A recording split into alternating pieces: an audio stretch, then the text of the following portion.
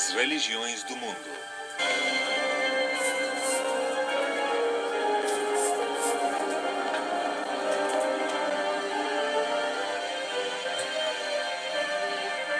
As grandes civilizações que existiram no milênio anterior ao nascimento de Cristo difundiram as grandes religiões mundiais. O Império Persa, que se estendia da Mesopotâmia ao Indo, as grandes bacias fluviais da China, o vasto subcontinente indiano e, finalmente, Roma, que abrangia todo o mundo mediterrâneo. Na sua maior parte, estas religiões se desenvolveriam durante um breve período em comparação com todo o lapso da história humana. Os profetas e reformadores mais destacados do hinduísmo, budismo, judaísmo e das religiões da China foram quase todos coetâneos. Surgiram e se arruinaram vastos impérios, mas as influências destes homens nas religiões seria definitiva. Apesar das perseguições, a ação das religiões mundiais sobreviveram moderando a nossa forma de vida, no que se refere à educação, códigos morais e comportamentos, e paradoxalmente ativando em ocasiões as chamas das comoções políticas. Só podemos especular sobre a causa da aparição das grandes religiões mundiais, pois à medida que cresciam os impérios abrangendo não só grandes áreas, mas também muitos povos e costumes diferentes, se fazia patente a necessidade de crenças mais universais que as que podiam oferecer os deuses tribais dos primeiros tempos. O homem primitivo acreditava que o mundo natural era o dos espíritos. Mais tarde, estes seriam substituídos por deuses e deusas, pela Mãe Terra, pela chuva e pelos deuses Sol e outros, como o deus egípcio Osíris, do qual achava-se que dependia a vegetação e as inundações do Nilo. Funções similares também eram próprias dos deuses da Grécia e de Roma: Ares ou Marte, o deus da guerra, e Afrodite ou Vênus, a deusa do amor.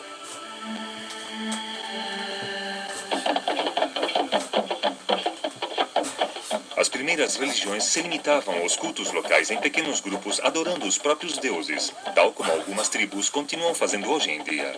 Os Yorubá, da África Ocidental, por exemplo, adoram uma complexa hierarquia de divindades que compreende um Criador Supremo e quase 400 deuses e espíritos.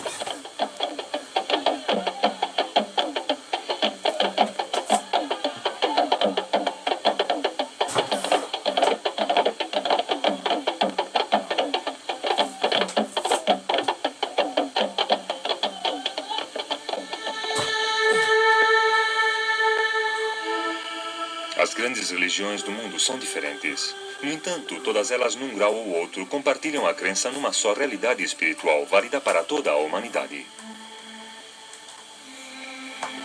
A transição dos cultos locais às religiões mundiais foi obra de uma notável série de reformadores. Zoroastro, na Pérsia. Na Índia, Mahavira. E também Gautama. Na China, Confúcio e Lao Tse. E os profetas do Antigo Testamento do povo de Israel. Embora pouco se saiba sobre a vida destes homens, parece certo que todos reagiram contra as tensões da sua época. Trabalharam independentemente em regiões muito afastadas entre si. E foi a sua visão o que deu origem às religiões do mundo.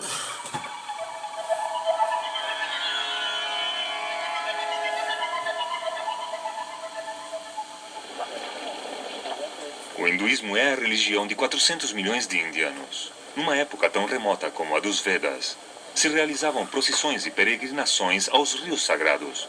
E este aspecto do hinduísmo ainda continua sendo importante na atualidade. O rio Ganges tem uma santidade especial.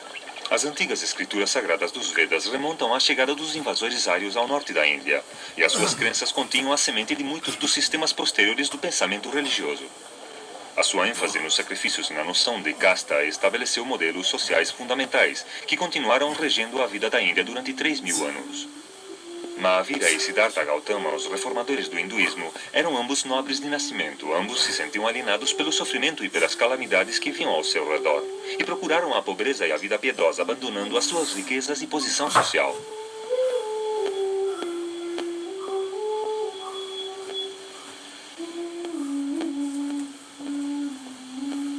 Mahavira foi o fundador de uma rigorosa religião hindu chamada Jainismo.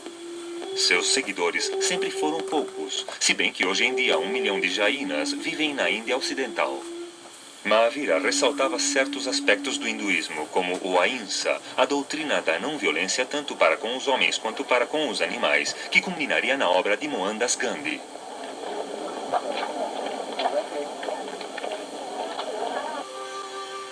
Os hindus adoram uma série de deuses, os mais importantes dos quais são Vishnu e o destruidor e curador Shiva. Vishnu tem muitas encarnações, entre as quais se incluem a do herói Rana e a de Krishna, um deus benéfico. A esposa de Shiva, a deusa mãe, aparece tanto como a gentil Parvati quanto como a feroz Kali.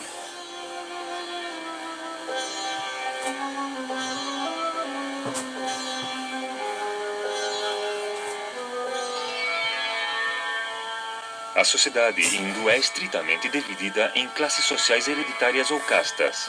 Se crê que o sistema de castas deve a sua origem aos Badus, que representam uma divisão quádrupla da sociedade em classes. Estes, por sua vez, devem a sua origem ao corpo do criador Bra e os Brahmanes.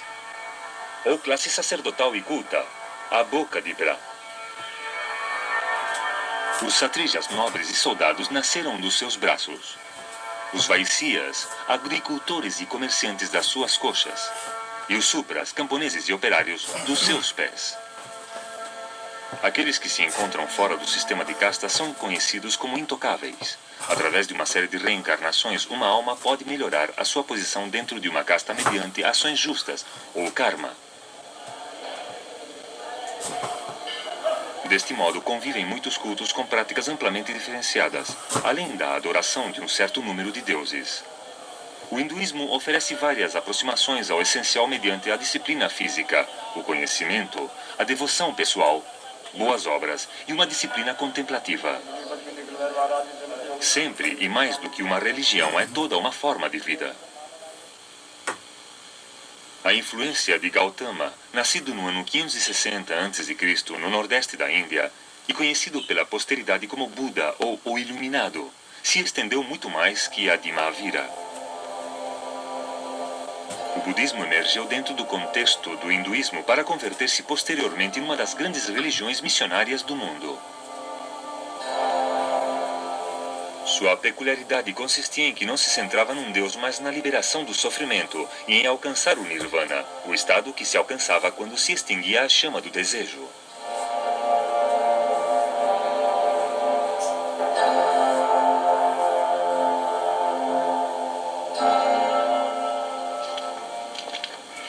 Desde o mesmo momento da morte de Gautama, seus ensinamentos foram mantidos vivos pelos seus seguidores, que vivem juntos em comunidades monásticas.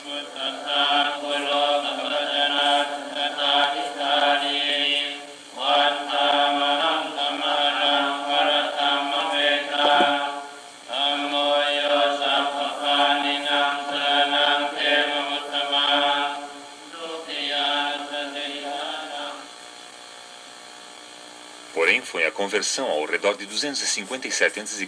de Asoka, o maior dos imperadores Maurya, levado, como ele mesmo disse, pelo remorso pelas matanças e desgraças que tinha ocasionado, o que converteu o budismo numa força de primeira ordem.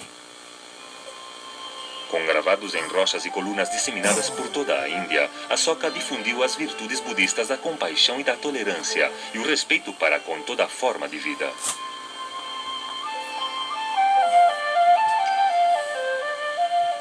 Foi graças a Asoka que o budismo começou a sua vocação missionária, difundindo-se aos reinos helenizados, além da Índia, Sri Lanka e Birmânia. Na forma conhecida como Telabab, conservadora e tradicionalista, o budismo se estabeleceu em todo o sudeste da Ásia e, junto com o hinduísmo, foi uma influência formadora nesta região. Aqui ainda se conservam atualmente ruínas de grande beleza.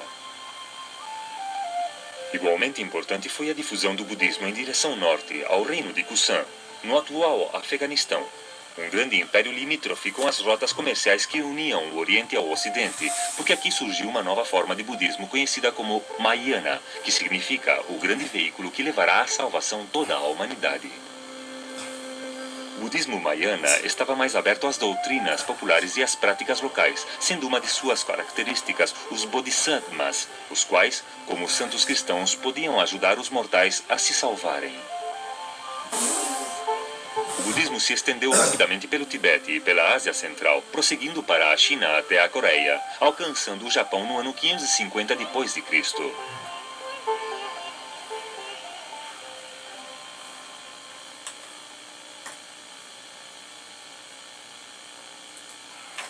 No Japão se desenvolveu uma síntese das duas religiões, o budismo e o espírito tradicional Shinto.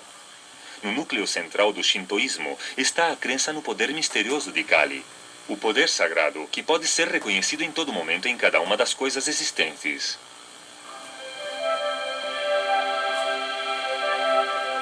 Nesta época, o budismo tinha perdido seu peso no seu lugar de origem. Hoje em dia não restam praticamente budistas na Índia, e o que persiste é um hinduísmo rejuvenescido e purificado.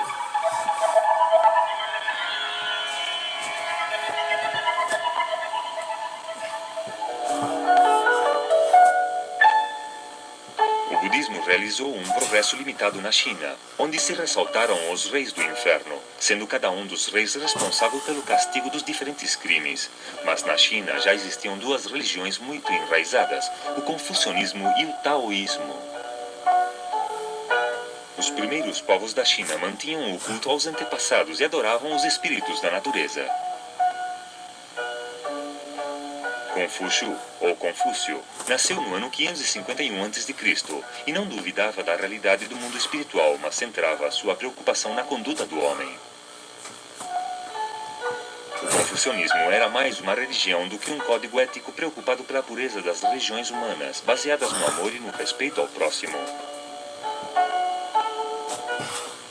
Vivendo na época em que o Império Shu começava a se desintegrar, as reações de Confúcio surgiram da desordem e das injustiças do seu tempo. No século II a.C., o confucionismo foi declarado dogma oficial do Império Qin e permaneceu vigente até a queda da dinastia Manchu, mais de 2000 anos depois.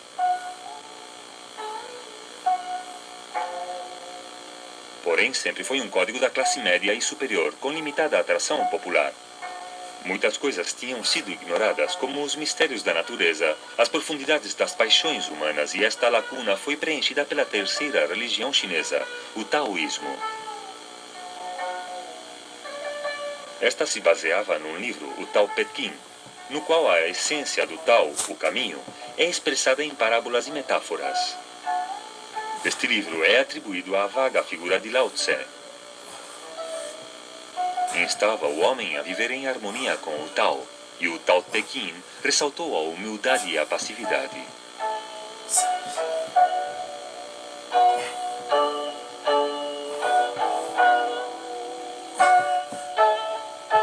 Existem óbvios paralelismos com os ensinamentos do budismo, também com as posteriores ideias do cristianismo, mas ao contrário de Cristo, Lao Tse não oferecia o consolo de uma vida futura.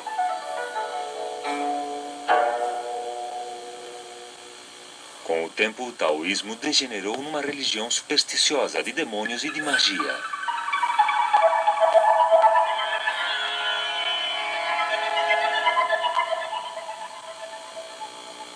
Antes se acreditava que Zoroastro, ou Zaratustra, como também é conhecido, tinha vivido entre 600 e 500 anos antes de Cristo, mas agora se crê que poderia ter vivido 1000 anos antes.